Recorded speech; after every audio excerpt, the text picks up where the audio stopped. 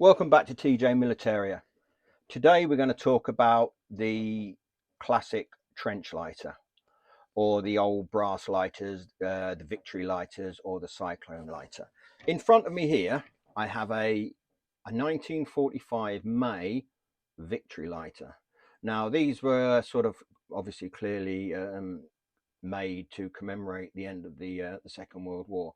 So it's in a classic sort of silvery, relatively cheap material, I would have thought, for the time. You do get some that are a little slightly sort of more brass color, but this one here is clean, is sort of in the silver color. Now, when you compare these to the Cyclone lighter, they're basically identical, except that this one's been stamped with the May 1945, and this one's just stamped Made in England Cyclone lighter. Now, I'll put those two lighters there for the minute. Now, in front here, we've got a cleaned up one and a as found lighter. Now, these are quite small, compact sort of trench lighters. They almost look like a lipstick. But on the bottom of here, you've got the Park UL Manufacturing Company, and that's on both of them. Obviously, not as clear on this one because I haven't ever cleaned that one up. Now, I'll put those two there for the minute. And inside here, which came with the original packaging, it's the pouch with it. It's got a little drawstring on the top.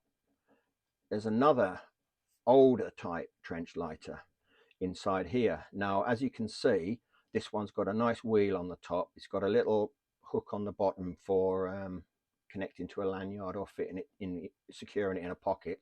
Now, to actually operate these is relatively actually quite simple. But first of all, I'll just show you how you actually prepare them for actually working. Now, up here, you've got a wheel that strikes the little piece of flint that goes in there. Now, to access the flint, you have to basically unscrew here, and there's a small spring that goes inside the trench lighter. Now, what you do then is you tip it up and you drop in a small piece of flint, and then you pop the spring back in and then tighten this up. Now, this little rod here will actually raise it by a sort of millimeter at a time to allow it to make contact with the wheel. Now, to operate this trench lighter, it's quite a unique thing. I don't think I've seen anything like this on the current market. Is you push the bottom, the sort of the centerpiece up, and you then take your thumb and you strike the wheel, which subsequently makes a nice clear spark. And as you can see, you've actually got a very small flame inside there. Now, I've filled up all of these with lighter fuel, and obviously that burns very effectively. So you generally, once the wick's burnt down a little bit more, you actually get a much smaller flame inside here. So what you've got there is a really nice compact flame that's not giving out much, not giving out any sort of real light other than what's actually showing. Now, to switch that off, you actually basically, all you do is pull the sort of top brass piece down and shut it. So if you go up, you can then spin the wheel, like the lighter, push it down, gone. Now, and then obviously it clearly fits inside this nice little pack. Now, if you burn these for a while, they do actually become quite warm. So just be careful of that when you're using these lighters. Now, these lighters here, like I said, I've actually I prepared them. I put flints in them. I know they all work. Now, the only thing I'm a bit worried about now is when I try to light them, they don't work. So if that happens, I do apologize. But like I say, these haven't been filled with any kind of fuel for a long time, and I've used a reasonable amount in there. But whether or not it's enough to fully soak the wadding that's inside the actual lighters, I'm not sure. So what I'll do is I'll just try this nice small one here. Oh, there we go. So as you can see there, you've got a nice small flame.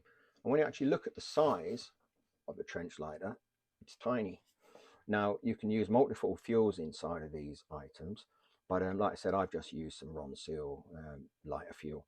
So again, to turn this off, you just either blow it out or put the cap over like that.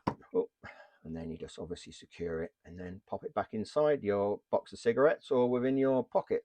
Now, again, going over to here, this one here is just a cleaned up version, identical to the other one, but I just wanted to show you what a cleaned up one looks like and what a unclean one. You could use these now, and I think they're as classic as the Zippo lighters of the American Zippo lighter, but I like these because they're nice, solid little pieces of brass kit, and they've got some real history to them.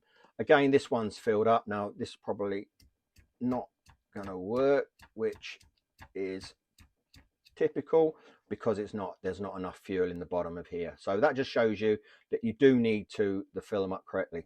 Now, going over to here, this is the Victory lighter. Again, I like this one as well because it's a nice simple lighter. You've got a wheel, you've got a small piece of flint, you've got a wick, you pull the inside of there out, and then you tip it upside down and you fill it with fuel, and away you go. Now this one, again, there you go, it lights nicely, a nice flame. It's a nice good working flame, and it's going to light any cigarette or set fire to anything you want to set fire to, or to do with what you need a flame for. So once again, you can just blow these out, or you can actually just put the cap back over like that, and away it goes. So again, the Victory lighter, and again, this is the Cyclone lighter, which basically, as I mentioned earlier, is an exact copy of the Victory lighter and works in exactly the same principle of, obviously, you've got a little bit of wicking that comes through there, and you've got a flint inside there and a wheel that spins, and there you go, that's lit.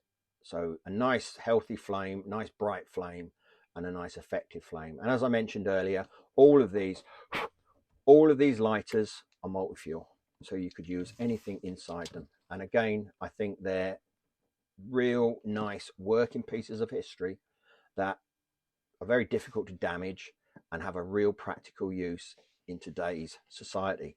Again, so once again, I'd just like to thank everybody to come in and looking at my videos.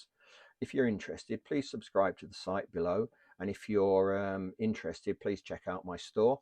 And I will look forward to coming back to the next video where we'll discuss our next item that we're going to talk about. Just one thing, if anybody's got any suggestions of what they would actually like to see, trench maps, lighters, pieces of webbing, knives, bayonets, German medals, British medals, military medals, just let me know, because I've got quite a good collection of MMs and German bayonets and British bayonets, and we can talk about them, and I can show you online how they actually all work.